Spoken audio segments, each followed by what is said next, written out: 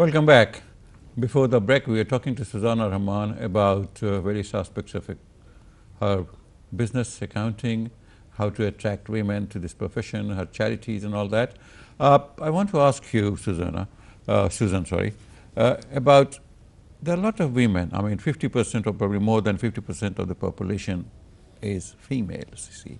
But we don't see so many of them in so many professions. They're like boxed into this profession, that teaching, nursing and all that, see. So you got a break, see, because you had this family background, you had this family business more likely, and probably the upbringing that you had and the role of your mother.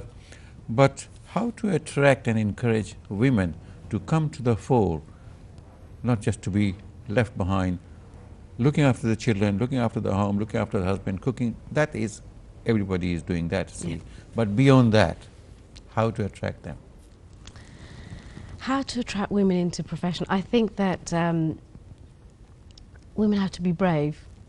They have to be brave to actually want to do it themselves as well. Mm-hmm. You can do it.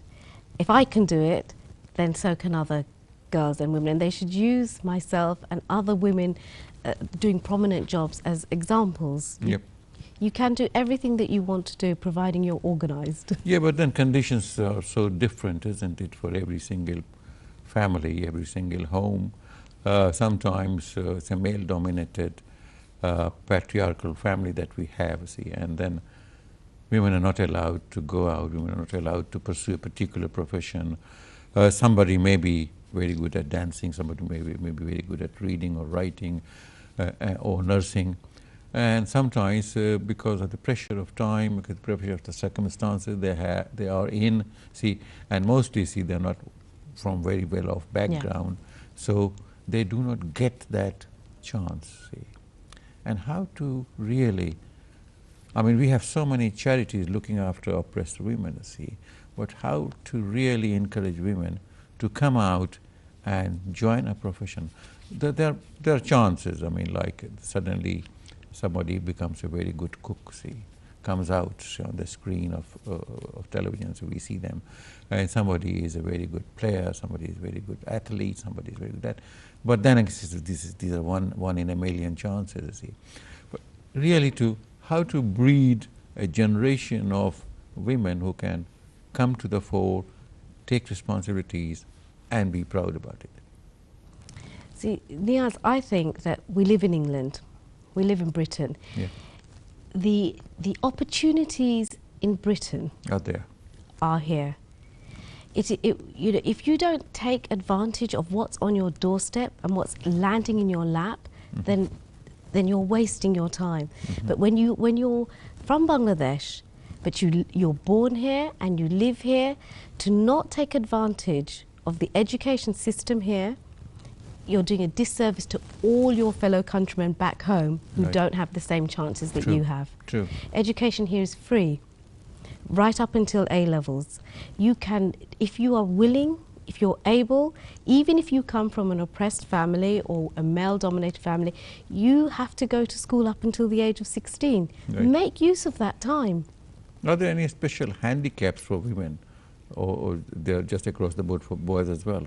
No, I think it's just across the board for boys as well. I mean, there are so many boys in our community who have to work at the evenings and weekends helping their parents' yeah. family businesses. But I think that if you're willing, there are chances in this country that we don't have back home. I think particularly people who are in this country, people from Bangladeshi origins, see, they have provided most of them have provided all the opportunities at home for the children to grow up, and that is why they have gone ahead. And it's not surprising that we have 3 Bangladeshi origins or coming from Bangladesh, 3 MPs, see. And it's not surprising that all 3 are women, you see. Fantastic. Fantastic, you see. And quite a number of males did come up for election. They were prospective candidates, but they did not come to the scratch. I mean, they did not finally win. So finally win. I mean, this is very surprising. Is it's like a trend that women are coming up from our background, from societies, howsoever deprived they may be? Yeah, I think it is a trend that women are coming up, and actually I think from the kind of country and communities that we come from, it is in our nature to give back. And it is in our nature to do something for the community and the society that we live in. So yes, I do think this is a trend, and I think you'll see more and more women coming up. And the society is changing? Society is definitely changing. And, you know, as a culture, we're not just Bengalis, but all citizens are changing. You know, men and women, those predefined roles are no longer exist. Men and women actually coexist as a team, right. Because men, they work together to run the house. They both work outside the house. So, you know, things are changing in that respect. Well, in the long democratic history of this country, now we have the second Prime Minister who is a female, you see. But in Bangladesh, we have had, in our short history, we had 2 females on that position. And probably there's no third choice. They are doing as well as men would have done, I think, and this is a trend internationally. Like, I mean, in Bangladesh particularly, if you see, the Speaker of the Parliament is a female. The Leader of the Opposition is a female. The Prime Minister is a female, and we often wonder, what are men good for? Men are good for lots of things. I can think of lots of things. And are we losing our quote unquote authority over the things? But this is a responsibility. This should be shared.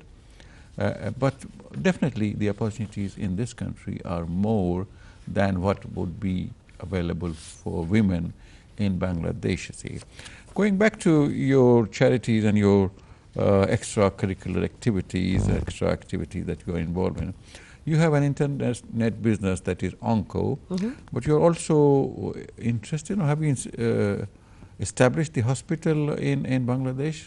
Yes, my father established the hospital 15 years ago as a result of him being in a car accident, being left out on a stretcher, and he could hear women screaming out in pain but not having the money to be treated. So he set up a hospital in Satkira, my hometown, and unfortunately he passed away last year. But my sisters and I are actively involved and committed to keeping this hospital going. Right. Is it a general hospital? At the moment it's a general hospital, but we would like to change its purpose to maybe be a hospital for children up to the age of 5. Great, great. You're also involved in a housing project that was probably started by your father-in-law. So I support my husband. So my father-in-law was also... Where is this housing project? So this housing project is in Sylhet, in the village of Tajpur. And my father-in-law was committed to making sure that everybody in the village had a decent home, you know, with a tin roof and tin walls. Right. And my husband and brother-in-laws are also committed to carrying on his legacy and his wishes. Right. So is it in operation, or you're still on paper? No, it's absolutely in operation. Every year we, you know, distribute tin. The children go, all our children go, and they distribute tin, and we, you know, go and see the houses that have been built. No, very much so. So how many families have you housed so far? Oh, I couldn't tell you. Numerous.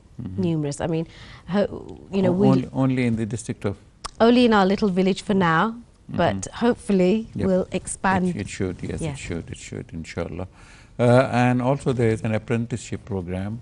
Is it for girls or? No, they're trying to do an apprenticeship program, because you know that saying, you know, give a man a fish, he'll eat for a day. Teach him to fish and he'll eat forever. So that's the principle behind it. So they're trying to set up a... So apprenticeship for what trade? Ironmongery at first, carpentry, and perhaps even to be a chef. Yes. Why not nursing and all?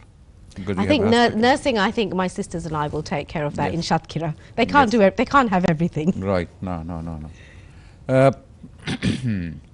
Your sister and I, as I read somewhere, is planning to set up a child health care program in Shatkhira. Yeah. And as I was saying that, see, why not attract young girls to the nursing profession? Because I was talking to a consultant coming from Dhaka, and he said that there is a complete dearth of technically qualified nurses, paramedics. It's like a crisis, because the patient to the doctor ratio is appallingly high, not low. It should be low, but see, thousands and thousands of patients per doctor, see, which they can't even reach because the doctors don't want to go into the rural areas. Yeah. Yeah. So don't you think that that would be a laudable project to attract young females, young girls to the nursing profession? Absolutely. You've almost read our mind, to be honest with you, because what we wanted to do with the hospital that my father set up is to convert it into child welfare and midwifery, because there's so many young girls out there who are smart, bright, just don't have the opportunity. So if we can convert this hospital into a training hospital for midwives, it would be an amazing accomplishment. Great. I was in Dhaka and I was in North Bengal last year, early last year, or probably it was early this year. Yeah, late last year, early this year. Some of the wives and some of the social workers, some ladies from Red Cross and all, and the wives of MPs and politicians, see, they have started there was an incidence of girls being away from a school every month for 7 days, see, for this medical reasons, see, and they were very worried what was happening. First, they could not understand why would girls skip classes every month, see. But then they found out, discovered, and they are providing the health assistant and the products that they need, see. And now the attendance in the schools and colleges have gone up. See, a project like this, I mean, this is a very sensible project, sensitive as well. A lot of people would not like to talk about it, but this has been taken care of in so many districts, and this should be done across the board in every district, see. And if the sooner it is done, the better it is for our girls. I agree. I haven't heard of that project, but I think that's I think there's a particular name for that. After the program, I will let you know, because I've made a note of it somewhere. But this is something great. I also want to have that there should be a specialist school for girls, particularly the disabled ones, you see. We don't have. Back in Bangladesh, we don't have. We also don't have the facility, like if somebody is on wheelchair, there are no ramps provided in schools, colleges, hospitals, in the government offices. The person has to be carried by somebody, and then the wheelchair has to be carried. And also you will find that the scarcity of the availability of wheelchair is not that great. No. See. It's so expensive. But if you think about it, it's only in this country, only in the last 10 years, that we've broken down the barriers of people being disabled and actually catering for them and actually making employing them, protecting them. We've only done that in this country in the last 10 years. Right. So, yes, I think Bangladesh has become aware, but we need to give ourselves a bit of time, I think. Yes. We all get there. We have leapfrogged so much, you see. Yeah. We carry mobile phones in Bangladesh, you see. But we never complain about that. We didn't have mobile phone 50 years ago, you see. Yeah. But we use the technology. It was a pleasure having you, Susan, and I wish you good luck. And I would like you to say just a few words to our younger viewers, how to, if they want to come into this profession or any other profession, just encourage them for 10 seconds, okay? This is your camera. use all the opportunities available to you in this country. The education system is great. If you want help, ask for it and you'll get it. If you want to achieve something, you can definitely do it. Thank you. It's a pleasure having you. Thank you very much. Thank you. Thank you, viewers, for being with us, and I hope that you've enjoyed the show as much as we have. Same time, same channel next week with another distinguished guest. Signing off, Neaz Ahmad, on a very hot, summery afternoon, evening in London. Thank you.